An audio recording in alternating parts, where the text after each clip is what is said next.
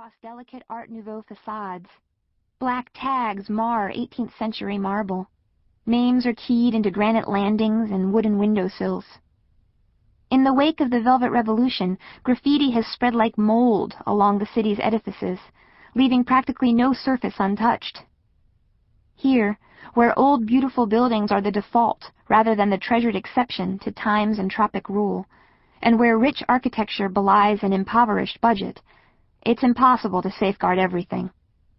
Freed from communism's straitjacket, the entire city is now wrapped in scrawl. But the beauty of Prague's youth almost excuses their penchant for vandalism. Preternaturally appealing creatures with sculptural faces, creamy skin, and long, supple limbs, they lean against buildings, cigarettes dangling from their lips. They sip slow drinks in cafes. They spill onto the streets in acid-wash jeans. They cultivate looks of boredom that highlight their full lips and Slavic cheekbones. Their attractiveness is alarming in its universality and in its disappearance at the earliest intimation of middle age. Prague's denizens breathe coal-laced air, drink polluted water, and live on boiled dumplings and pork cutlets, beer and cigarettes, a diet that generally allots a person only 3 good decades. Faces become haggard and loose-skinned. Bellies grow and arms become flaccid. Spines curve. Strange lumps and moles appear. In Prague, there is no culture of continuing care facilities or retirement communities. The old are not shunted away, nor do they move to sunny locales with more golfing opportunities. Prague is home to stooped old ladies with necks crooked like canes, and old ladies with perfect posture. There are old ladies in sensible square-toed shoes and old ladies with sagging pantyhose stuffed inside bright red Mary Janes. Old ladies with large handbags and fuzzy wool caps they knit themselves, and old ladies in ratty fur coats. In Prague, the blue-haired old lady is no less common than the violet-haired old lady or the scarlet-haired old lady. Punk rock dye jobs hallucinatory in their vibrancy, and which are still commonplace a decade after the arrival of Western cosmetics, might have been expected to impose a certain refinement of hue. Sometimes old ladies are in the company of old men, but mostly old ladies are alone, or with old lady friends, or with small, unfriendly dogs. Husbands die, and perhaps there is a small pension, but old ladies still carry baskets filled with groceries.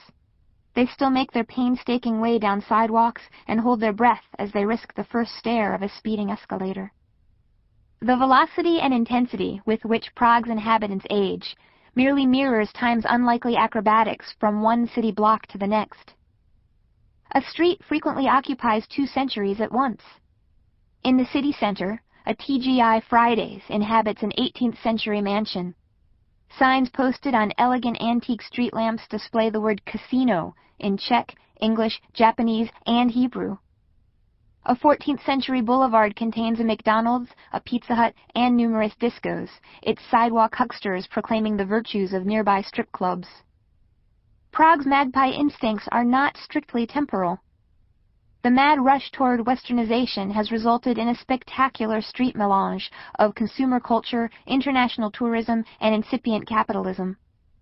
In Old Town, a restaurant tout sports an oversized sombrero and a Mexican poncho on which are emblazoned the words pizza and falafel, while a restaurant named Chicago advertises Mexican cuisine. A gaggle of schoolgirls squawks in accented English, "We're from Belgium, mighty, mighty Belgium," their voices echoing through the streets. A flock of Japanese tourists photographs the clock tower from the opposite side of Old Town Square, their flashes impotent against the deepening night. Kerchiefed, thick-fingered snack stand proprietors vend, in addition to the traditional sausages and fried cheese, a frozen treat called Rentgen, a fluorescent yellow popsicle on a black skeleton-shaped stick with a radioactive symbol on its wrapper. On a pedestrian plaza, a street vendor waves a crumpled piece of paper at a cop in desperation, blocking his briefcase of fake Soviet artifacts with his body. From a loudspeaker fronting a downtown bingo hall, a voice drones each successive number in robotic monotone that suggests imminent death from boredom. At a tram stop, A stray mutt trots back and forth before a woman eating a roll until she feeds him some crumbs.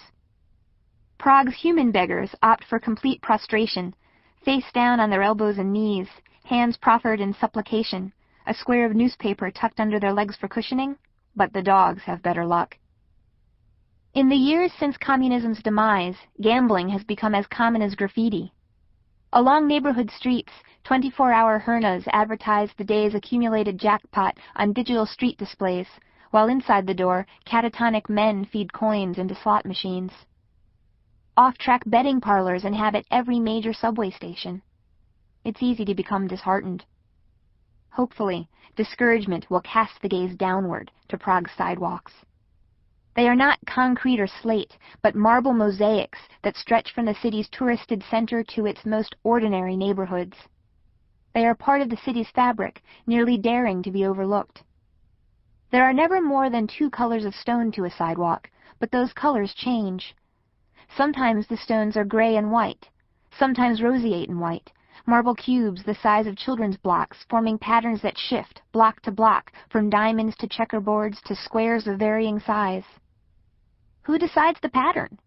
Is there a plan in a municipal building somewhere, mandating which city block receives the nesting squares and which the lines of diamonds? Occasionally, small piles of marble cubes rest beside a patchy sidewalk, waiting to be set in place by a sidewalk fixer in blue overalls. Oblivious to the street traffic, he will patiently tap each stone into place with a metal mallet and a bricklayer's hammer, his methods no different from the pavers of 1763. In the intervening years, empire has been replaced by communism, which has been supplanted by capitalism, each passing era leaving its mark but not obscuring what came before. The sidewalks persist in their mosaic geometries. Whether ruled by emperor or dictator or venture capitalist, Prague is simply too old and its habits too ingrained, not to remain faithful to itself. Invisible City. Prague's Museum of Communism lies on a pedestrian shopping concourse a few blocks northeast of Wenceslas Square, steps away from a building that once housed Gestapo and then Communist Party officers before its post-Velvet Revolution conversion to an upscale shopping mall. Advertising for the Museum of Communism has taken over most of the city's subway escalators. Each ascent and descent is accompanied by smiling images of the 1980 Moscow Olympic bear toting a machine gun, or nested Russian dolls bearing sharp, menacing fangs, with the English words, Museum of Communism, printed beneath. It is no coincidence that the advertising campaign smells American. The Museum of Communism was opened by an entrepreneurial American expatriate who also owns a successful jazz bar. When the museum opened a year ago, the Czech press complained that the creation of such a museum ought to have been left to Czechs. The American jazz bar owner responded that the Czechs, after 10 museumless years, had blown their chance. The museum proclaims itself to be the only one of its kind in the world, a statement sure to inspire budding entrepreneurs expatriated across the former Eastern Bloc to start museums of their own. Until that inevitable moment, however, Prague remains unique. The Museum of Communism shares the first floor of an elegant 19th century building, which it shares with a casino. A sign on the building's stairwell directs all comers either left, toward the museum, or right, toward the card tables. The only Czechs who choose the former path are museum employees. These employees are exceedingly polite, speak excellent English, and are perfectly happy to sell, in addition to museum admissions, Lenin candles in a variety of attractive colors, Lenin paperweights, and reprints of communist-era propaganda posters handily outfitted with English slogans for the convenience of their purchasers.